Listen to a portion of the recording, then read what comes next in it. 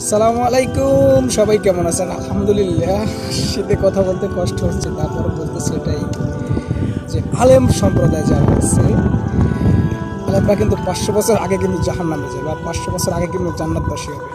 একটা জিনিস তাকাবেন, আপনারা দেখবেন যে বর্তমান সময় কিছু সোশ্যাল মিডিয়াতে দেখা যাচ্ছে এক আলেম অন্য আলেমের বিরুদ্ধে কথা বলে, যে সে যে ফতোয়া যেটা দেয় সেটা হয় না, আমার ফতোয়াটা হয়, তারটা মোটেও ভালো হয় না, একটা মোটেও ভালো হয় না। আলেমে বিপদ।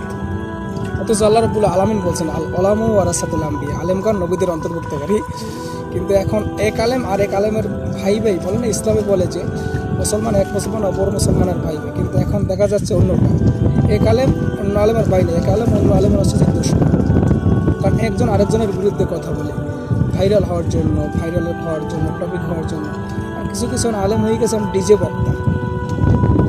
যারা তাফসির করে, দেখবেন যারা তাফসির করতেছে তারা তো মানে তাফসির থেকে কোনো প্রকার একটা আয়াত তো অনুবাদ করেই না, বরঞ্চ কিছু কিসসা কাহিনী এক্সেট্রা অনেক ধরনের কথা বলে বইলা তারপরে তোমার শেষ করে দেবে।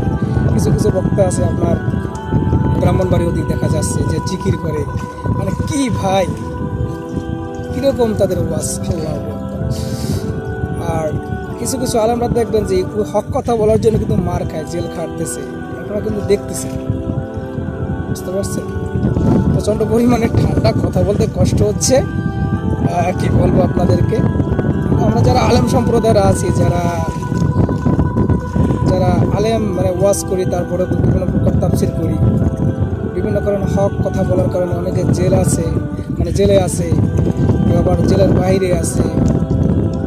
আসলে সত্যি কথা বলতে কি জানেন, হক কথা বললে পর বিপদ আসবে, এটা স্বাভাবিক। কারণ এটা আল্লাহ রাসূল কিন্তু শিয়াবে আবু তালিবের 3.5 বছর ধরে জেল কাটছিল।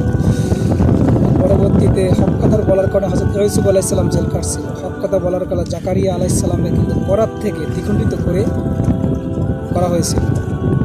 হক কথার কারণে বিভিন্ন অলি আম্বিয়া কেরামরা বিভিন্ন সময় বিভিন্ন জায়গায় মানে সামাজিক যত লাঞ্ছনা আছে, মারামারি যেগুলো হোক না কোনো, সবই কিন্তু হয়েছিল। কিন্তু এখন আমরা যারা আইসে যাই একটা হক কথা বলি, আমাদেরকে ধরে নিয়ে জেলে দিয়ে দেয়। আসলে সত্যি কথা বলতে কি এটা হবে, এটা কিয়ামতের আলামত, বুঝছেন? হক কথা বলার কারণে অনেক আলেমরা জেল খাটবে, এটাই স্বাভাবিক। সুতরাং হক কথা বলা থেকে কিন্তু বিরত থাকা যাবে না, কিন্তু আল্লাহর পাকড়াও কিন্তু বড় পাকড়া। আল্লাহ যদি ধরেন কিন্তু কখনো কিন্তু মানে ছেড়ে দেবে না, বলে না আল্লাহ ছাড় দেয় ছেড়ে দেয় না। হক কথা বলবেন, আপনার যা হবে সমস্যা নেই, কিন্তু আপনি হক কথা বলেই যাবেন।